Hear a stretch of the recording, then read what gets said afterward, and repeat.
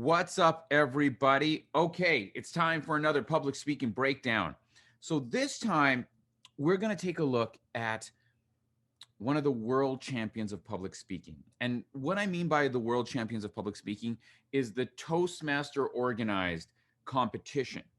So Toastmasters is the big public speaking kind of self-help sort of chapters around the world kind of thing, and it's peer learning. And they have little competitions until you get up to the international level and you compete. And I'm hoping that we're going to get some practical advice. Practical advice. I feel, because I am myself a Toastmaster, or at least I was an advanced Toastmaster, and typically it's very performancy. You like, even when they're performing, you can see it's not a natural person talking. You can see they're putting something on. It's a bit dramatic. It's very, and it's a lot of like, if you just follow your dreams, or realize what's really important is your family, like that kind of messaging. But that being said, these are people that have gone from a local club competition, and there's like hundreds of clubs in cities, to a district, which might be a city, to a state or province, to a country level, and then to an international level. So they must be doing something right. Let's find out. My dad came up to me and said, son, it's okay. You flunked your exams. You already got arrested. One of the most important things that you need to realize. Okay, so you see how right off the bat, what I'm talking about, like, it's very dramatic-y. But that's okay. He's here to give us advice. 2014. When you get nervous, Yep.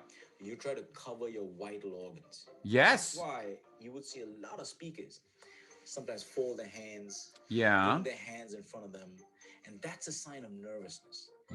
Great speakers keep their body open. So that Sort of.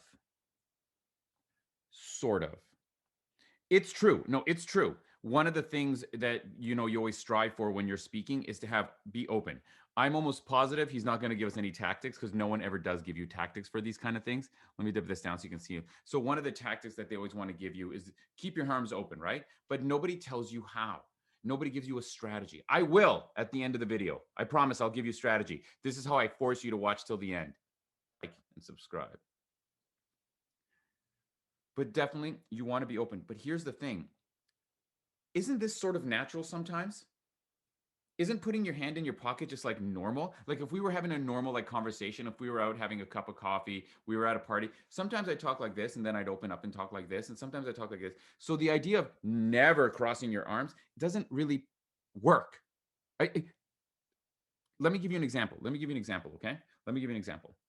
So here's David Letterman, one of the greatest talk show hosts of all time. And when people think of great public speakers or whatever, we always think like, like politicians and that kind of stuff, or like world championship speakers.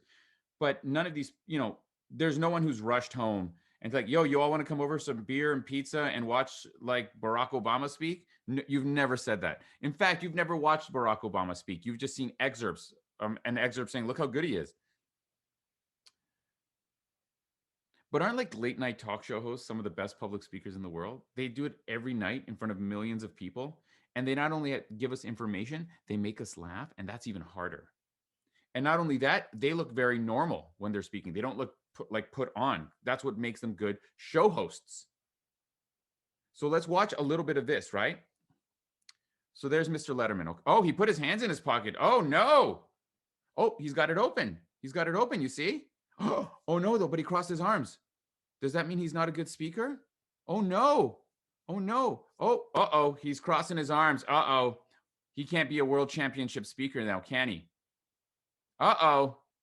So what's the discrepancy, my friend? Let's see. Because you see, I would guarantee that most people think that this person is a good public speaker. He was on like 20 years or whatever. He was a late night talk show host. He was one of the biggest in the world. And you see, then he opened up a little bit and talked too. Oh, that's a crazy image. And now you see he's opened up and he's talking with one side, right? Oh, he put his arms behind the back. Is that okay? Are we not allowed to do that? No barrier between you and me. Sort of. Raise your hand if you have an emotional mother. Let me see. Put them all together. You get mama. Yeah. I mean, he's good, but you know he's not being like he's not being And sincere. Look at something how that different he is right starting now. you got to Look be how different he very is right conscious about now. is keep your body open. Keep your body Here's open. tip number two: have your palms open. Do this exercise with me. Take a look at your palms, turn them around, take a look at the inside of your palms again. What side relaxes your eye? If What? you really concentrate, when you look at the inside of your palm, your eye relaxes. What? And a lot of great Okay. You can't say some stupid stuff like that without like backing it up. That is personal anecdotal evidence. And here's the thing, one anecdote, one story is usually more impactful than evidence. But honestly, look at your palms relax you more. Really? So does that mean that I'm not relaxed if I ever do this? Does that mean if I do this, like David Letterman did, am I turning off the audience? I mean, I agreed with you with this. Okay, you didn't give us any tactics beside having open body language, and everybody knows you should have open body language. So you're not even telling us anything new. You're telling us stuff we all know. What you should be saying is how. Because if you're like me, my friends, open body language, you understand that's important. But when you're nervous, you can't help but do certain things. So, are there other physical things we can have? Are there tactics we can use? Yes. And I'll tell them at the end of the video. I want to see if this person covers anything else. is they open their palms towards the audience, They showing do? more openness. And that allows the audience to connect with the speaker better, as How? opposed to How? What about this? Like, I'm like, if I talk like this the whole time, it'd be weird too. You're not even doing it. Look at you right now. Uh oh. Uh oh. When you're explaining some things, is that bad? That is I don't understand that point. That seems a the little. back of your hand. Ladies and gentlemen, today I'm a dreamer, I'm a Yeah. speaker, Your palm. That's and I good. learned the You're unfailable open. quality of unconditional love from my wife. Oh, Number oh three, no! get You crossed comfortable your on arms the in front stage. though. When you're comfortable on the stage, Didn't you just contradict yourself? You said don't ever do that? Or is it okay to do that some of the time? I got you. that you're speaking on, your body is free to move about, use body language. But if you're not comfortable with that stage, and if you feel foreign on that stage, what happens is your body language starts to constrict and you start to cover your body up. Okay, so essentially the first three tips are all the same thing. Don't cover up. Know your stage is another one of these. This frustrates me so much. This frustrates me so much. Know your stage of like no duh. Of course. How can I move around the stage? So let me give you a thing right now. So for example, people say know your stage, move around the stage, try and engage the audience. And you're like, yeah, yeah, yeah. But nobody tells you how, including this gentleman. So here's an example of knowing your stage. Like here's number one, you never get to choose where you speak. You're always going to be shown this is where it is. This is the room, this is the classroom, this is the stage. But what you can do is go there early and ask for some time to go and just see it. So for example, when I was in university, I was part of a case competitions team, and which is a business kind of business presentation competition. And I got to travel around the world representing my university. And every time we went to a new place, we always asked, hey, can we see where we're presenting? Whether it was a classroom or an auditorium. And we just we asked, can we see it? Can we see what what is it going to look like? And we'd go and we'd stand on that stage. And you know what we would do? We would identify spots that were effective to stand on. So we had like 3 or 4 places, and we would talk as we got to one spot, and we'd stay in that one spot, and then we talk from that position for like 4 or 5 sentences. Then we move to the other spot, and we'd stay in that position for 4 or 5 sentences. Because when it's random, it looks random, and you'll see the nervousness, you'll rock back and forth. But we would practice hitting certain spots, staying in those spots for a few sentences, and then moving on to other spots. And then here's how you go next level. This is for free. I wasn't even going to tell you this. The best way to transition, and this is what I'm talking about, but the next level. Like people say, know your stage. That's useless advice because it doesn't tell you how. It doesn't give you a tactic. The spots are a tactic. Next level, and this is what we would do.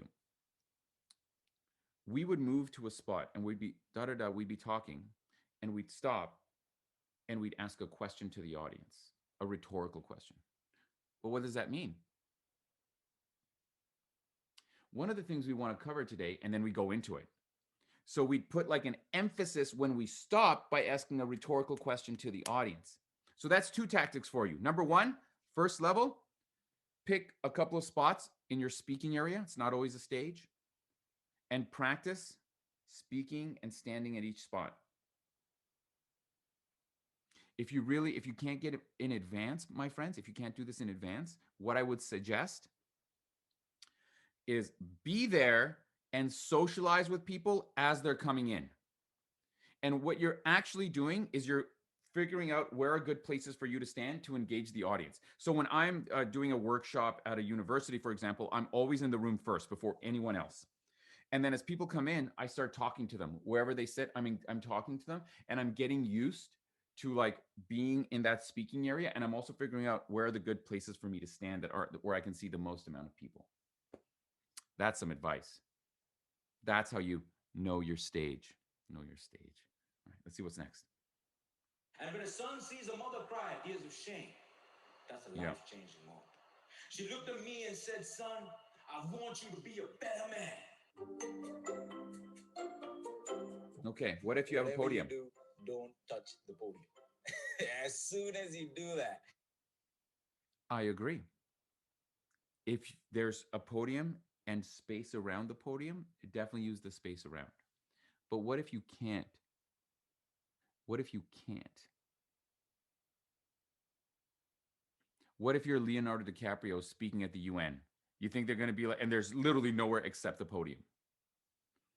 you're going to be leaning on it, you're going to be shaking that podium, and you will be doing all sorts of things on the podium. So Yeah. what you do is you keep a comfortable distance between you and the podium. You can keep your notes on it, but you can use Keep a comfortable distance. That's like saying sort of kiss. What do you mean? Like, what is a comfortable distance? And again, like certainly if there's a podium there, I would always avoid it, like if possible. But you are going to be in situations where there is only a podium, where you're speaking in front of media and you can't move. What do you do then? Are you going to tell us beyond a comfortable distance from a podium? What does that even mean?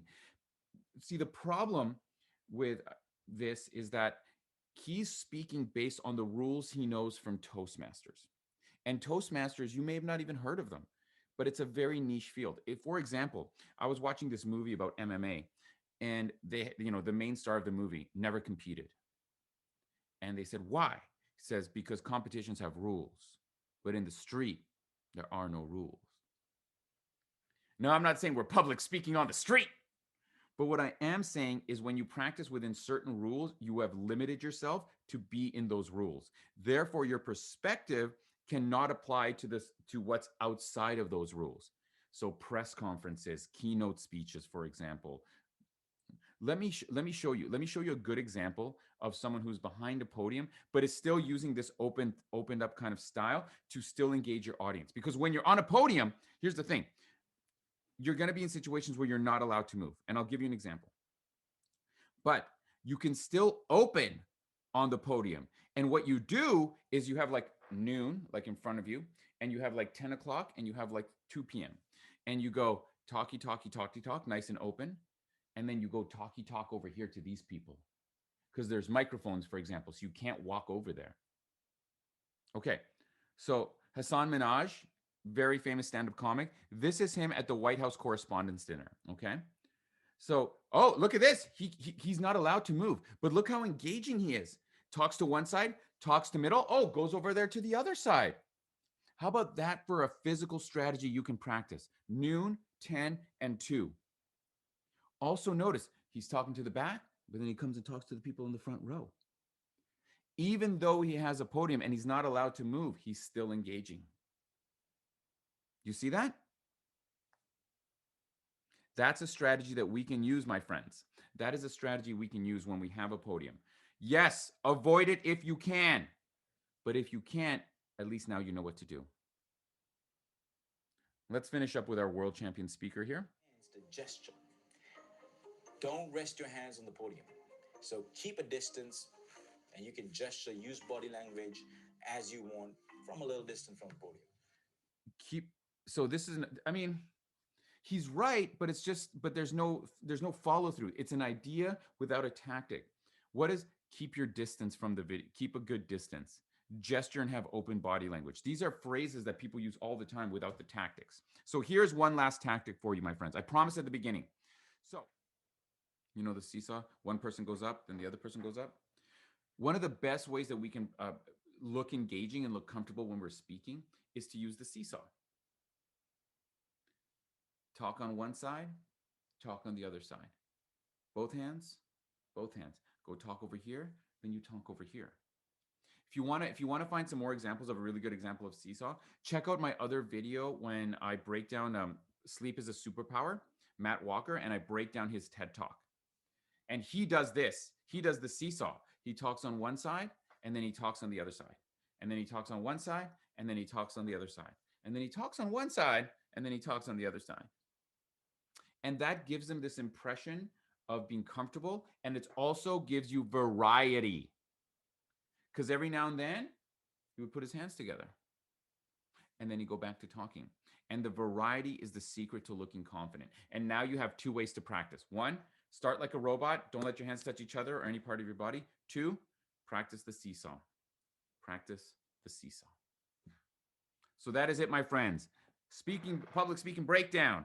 World champion public speaker. Good speaker. Good ideas.